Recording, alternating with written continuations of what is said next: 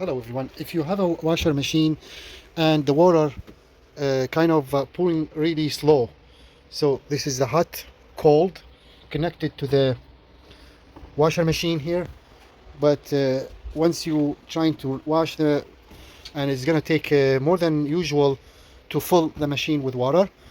And let's see if we can fix this. Probably could be so easy. This one, as you see here, from old machine, this is the hot and cold water, and you can see the filter, screen filter, metal one, in both hot water and cold. Those one they can filled with dirt, debris, and can be blocked. So you need to open both those ones and try to clean inside those two filters, and we'll do this right away and see how it goes. Okay, so first you need to shut the water off, both of them off. Then you need the adjustable pliers like this one. Sometimes this one can be hard, sometimes easy, yeah. So let's do this one first, and we'll take a look the inside filter and see. You see this rubber washer, this one can be kind of broken to small pieces getting inside this. I'll show you the if you can see. This one actually does not look too bad.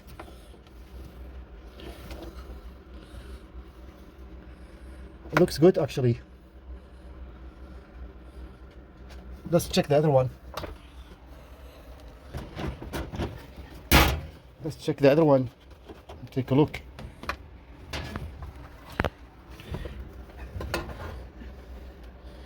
And the other one looks okay too. So anyway, so this is kind of a tip.